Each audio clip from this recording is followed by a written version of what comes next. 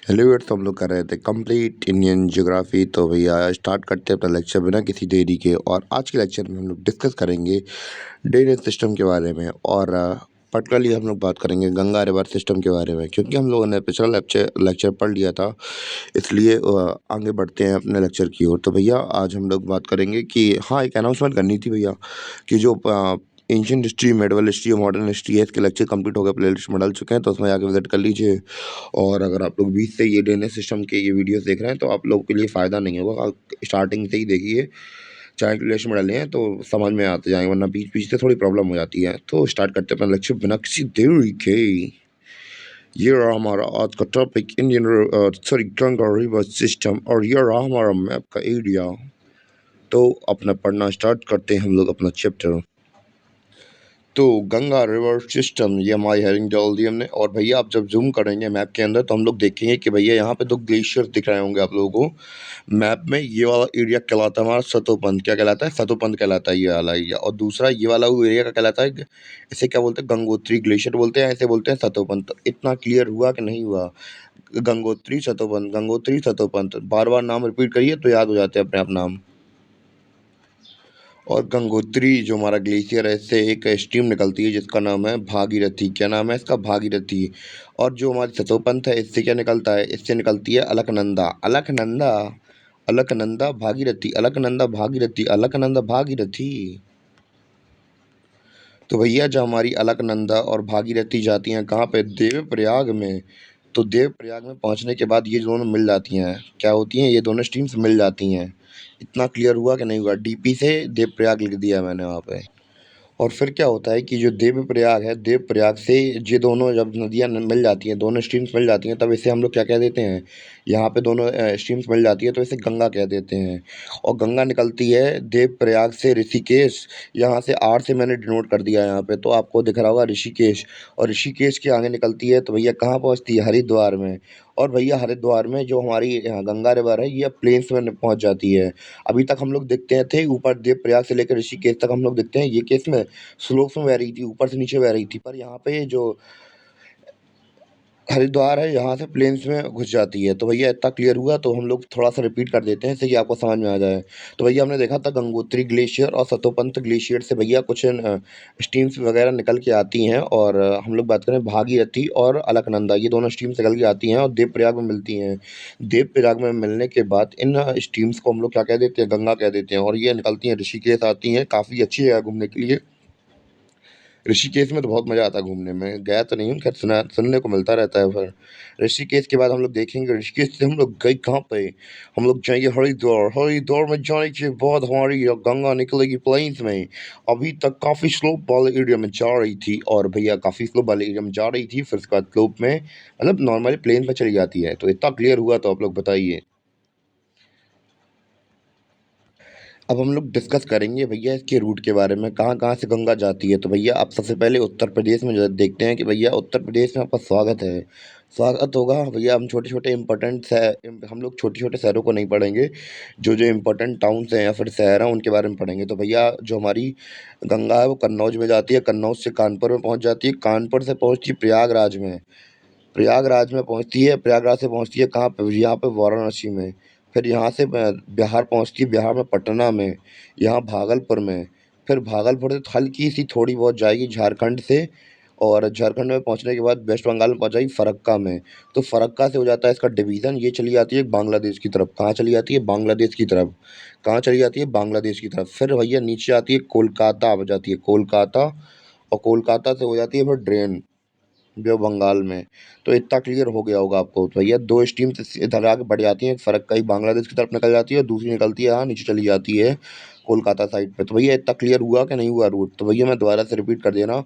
Gangotri glacier और Satopanth glacier से भैया 2 हमारी रिवर्स निकलती हैं, भागीरथी और अलकनंदा। दोनों मिलती हैं देवप्रयाग में। देवप्रयाग से जाती हैं ऋषिकेश में। देवप्रयाग में मिलने के बाद ये गंगा बन जाती हैं, फिर जाती हैं ऋषिकेश और ऋषिकेश से हरिद्वार। तो यहाँ तक स्लोप काफ़ी ऊपर से नीचे तक था। अब भैया हरिद्वार से क्या होता है कि यहाँ से स्लोप से भैया प्लेन्स पे घुस जाती हैं नदियाँ। और यहाँ पे यूपी में एंट्री होती है, कन्नौज जाती हैं, कानपुर जाती हैं, कानपुर से प्रयागराज, वाराणसी, पटना पहुँचती हैं, भागलपुर पहुँचती हैं, फरक्का से कोलकाता, कोलकाता से ट्रेन हो जाती है बे ऑफ बंगाल में। इतना क्लियर हुआ हो तो भैया कमेंट कर दीजिए आप लोग, आपको समझ में आया हो तो। तो भैया इतना समझ में आया तो बताइए। तो भैया जो हमारी गंगा थी, अब हम लोग थोड़ा और आगे बढ़ते हैं। तो भैया हमारी जो गंगा थी, यहाँ फरक्का में पहुँचने के बाद जब कोलकाता में जाती है तो इसका नाम बदल के हुगली हो जाता है। कहाँ पे? और जो दूसरी डिस्ट्रीब्यूटरी थी, यानी कि फरक्का के बाद हम लोग बात करते हैं, जो गंगा है वो दो डिस्ट्रीब्यूटरीज में एक्सचेंज हो जाती है। तो भैया जो हमारी दूसरी जो बांग्लादेश की तरफ रिवर जा रही होती है, तो जब ये बांग्लादेश के अंदर होती है तब इसे क्या बुलाते हैं? कोई कमेंट करके बता सकता है? तो हम लोग इसे क्या बुलाते हैं?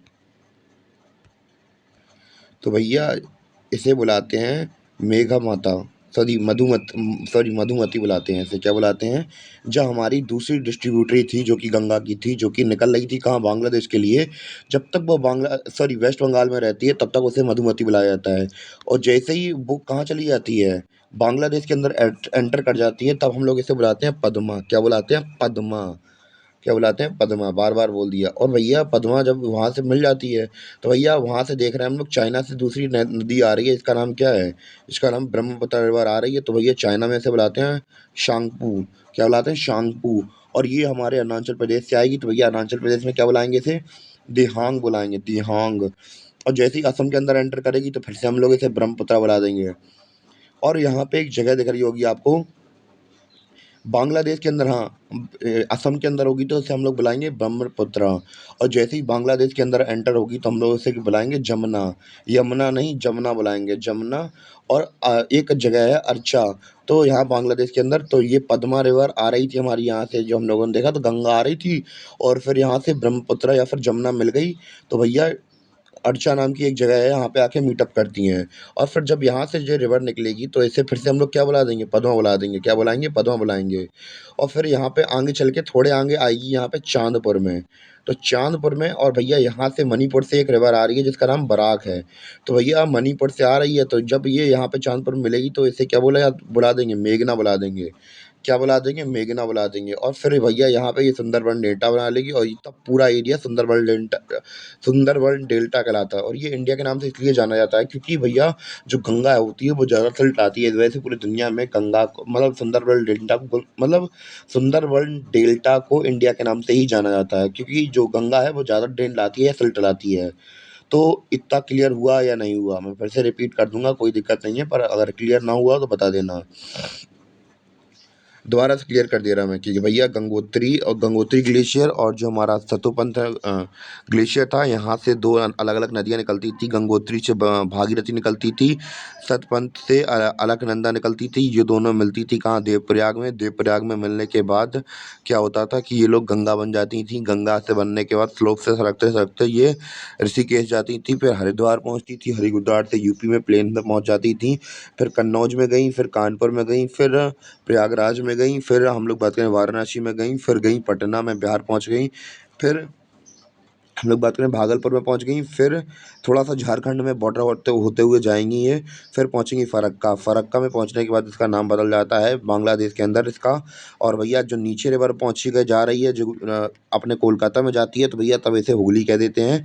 और यही हमारी जब गंगा बांग्लादेश के अंदर एंटर करती है, नहीं, जो ये फरक्का के अंदर होती है दूसरी वाली डिस्ट्रीब्यूटरी, तब तक बांग्लादेश के अंदर, सॉरी, वेस्ट बंगाल के अंदर रहती है। इसे मधुमती कहते हैं। और जैसे ही बांग्लादेश के अंदर एंटर करती है तो इसे हम लोग दूसरे नाम से जानने लगते हैं, जब इसका नाम क्या हो जाता है? पद्मा। और ये पद्मा पहुँचती है कहाँ पे? जब तक पद्मा पहुँचती है यहाँ पे अरिहा में पहुँचती है, तो भैया यहाँ से ब्रह्मपुत्र आ रही है ऊपर से। तो ब्रह्मपुत्रा को चाइना के अंदर क्या बुलाते हैं? चांगपू बुलाते हैं। और अरुणाचल प्रदेश के अंदर आ जाएगी तो इसे दिहांग या शिहांग बुलाएंगे। और भैया फिर असम के अंदर आ जाएगी, फिर इसे ब्रह्मपुत्रा बुलाएंगे। और ये हमारी जो ब्रह्मपुत्रा रिवर है ये आएगी कहाँ पे? ये आएगी बांग्लादेश के अंदर, तो इसे जमुना बुला देंगे। और जमुना, और यहाँ पे हमारी पद्मा मिल जाएगी अरिहा में, तो भैया थोड़े आगे फिर से पद्मा बुला देंगे। फिर एक चांदपुर नाम की जगह है, यहाँ पे आके मीटअप करेंगी। कौन कौन सी? मणिपुर और पद्मा, मणिपुर से निकलती हुई रिवर है बरक, तो बरक और पद्मा मिलेंगी, और फिर इसका नाम हो जाएगा मेघना। और ये सुंदरबन डेल्टा में आके डेंड हो जाएंगी। तो भैया इतना क्लियर हुआ हो तो भैया कमेंट में बताइए आप लोग, नहीं तो फिर मैं फिर बता दूंगा। तो भैया इतना पूरा रास्ता क्लियर हो गया कहाँ से ओरिजिनेट हुई थी और कहाँ पे आके इसका माउथ था, कहाँ पे आके ड्रेन कर गई थी या फिर चली गई थी नदी। तो कहाँ कहाँ डूब गई ये? बे ऑफ बंगाल में जाके डूब गई भैया। इतना क्लियर हुआ आपको? अब हम लोग बात करेंगे ट्रिब्यूटरीज़ के बारे में। तो भैया ट्रिब्यूटरीज़ क्या होती हैं? तो हमने बात की थी कि छोटी-छोटी सहायक नदियाँ गंगा के अंदर मिल जाती हैं, और आज के लेक्चर में हम लोग बात करेंगे जो लेफ्ट बैंक होता है, यानी कि लेफ्ट साइड का किनारा होता है किसका? गंगा का। उस साइड की हम लोग ट्रिब्यूटरीज़ के बारे में आज चर्चा करेंगे, और बाकी का जो लेक्चर होगा वो हम लोग कल की वीडियो में बात कर लेंगे। तो भैया पहले रूट देख लेते हैं कि भैया गंगोत्री और सतोपंथ ग्लेशियर से निकलती थी, देवप्रयाग में मिलती थी, फिर ऋषिकेश से लेकर हरिद्वार पहुंचती थी, फिर वहां से लेकर कन्नौज, कानपुर, प्रयागराज, वाराणसी, फिर पटना पहुंचती हैं, पटना से भागलपुर, फरक्का, फिर कोलकाता, फिर डेन हो जाती है। तो भैया इंडिया के अंदर ही हम लोग उसकी ट्रिब्यूटरीज के बारे में पढ़ेंगे, ना कि हम लोग उधर के बारे में बांग्लादेश की ट्रिब्यूटरीज के बारे में पढ़ेंगे। तो भैया अब हम लोग बात करेंगे ट्रिब्यूटरीज़ की, और हम लोग लेफ्ट बैंक की पहले ट्रिब्यूटरीज़ के बारे में बात करते हैं। तो भैया यहीं उत्तराखंड से निकल के आ रही है हमारी क्या? रामगंगा। रामगंगा आर जी से हमारी है रामगंगा, और ये ट्रिब्यूटरी मिलती है कहाँ पे? ये बैक आई कन्नौज में मिल गई। यानी कि रामगंगा कहाँ मिलती है? कन्नौज में मिलती है गंगा से। कहाँ मिलती है? उत्तराखंड से निकलती है रामगंगा और मिलती है कन्नौज में। इतना क्लियर हुआ? तो बताइए, पहली ट्रिब्यूटरी मिल गई।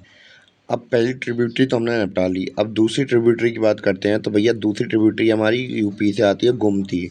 तो भैया गोमती के किनारे दो बहुत बड़े बड़े शहर बसे हुए हैं। कौन कौन से? लखनऊ हुआ हमारा, और ये क्या हुआ भैया? अगर मिर्जापुर देखिए हो तुम, तो भैया जौनपुर का कंट्रोल हमारे हाथ में चाहिए हमका। तो भैया लखनऊ से निकल के जहाँ कहाँ मिलती है? यूपी के जौनपुर में मिलती है। तो जौनपुर के आगे हम लोग बात करें, वाराणसी के आगे एक शहर है या फिर गांव है, इसे क्या बोलते हैं? सैंतपुर बोलते हैं। तो भैया सैंतपुर में आके जो हमारी गोमती है वो गंगा के साथ मिल जाती है, वाराणसी के थोड़े जस्ट आगे, बस थोड़े से सैंतपुर में मिल जाती है गंगा से। कौन? गोमती। इतना क्लियर हुआ या नहीं हुआ? और ये जो लखनऊ और जौनपुर हैं, ये गंगा के किनारे बसे, सॉरी गोमती के किनारे बसे हुए हैं। इतना क्लियर हुआ कि नहीं हुआ? अब हम लोग बात करेंगे अपनी अगली ट्रिब्यूटरी घाघरा के बारे में, जो कि निकलती है नेपाल से। तो भैया नेपाल से ये निकल के आ रही है हमारी यहाँ से नीचे से जाती है अयोध्या में। अयोध्या भैया इसी किनारे बसा हुआ है, और अयोध्या में इसे क्या बुलाते हैं? सरयू नदी बुलाते हैं। क्या बुलाते हैं? सरयू बुलाते हैं। और भैया ये अयोध्या से होते होते बिहार पहुंच जाती है। बिहार में पहुंचने के बाद एक भैया इलाका है हमारा, क्या है? पटना से पहले इलाका पड़ता है रेवलगंज, ऊपर लिखी है स्पेलिंग रेवलगंज।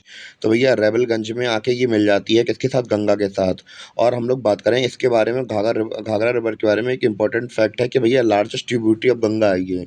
यानी कि हम लोग बात करेंगे लॉन्गेस्ट ट्रिब्यूटरी कौन सी है, अगर हम लोग बात करेंगे तो वो है हमारी यमुना।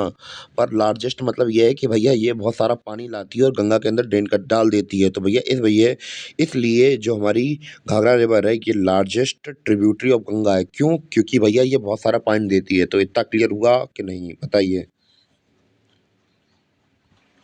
और आज के लिए केवल इतना ही, मिलते हैं अपने अगले लेक्चर में, और बाकी की जो ट्रिब्यूटरीज बची हैं वो हम लोग कल की वीडियो में बताएंगे।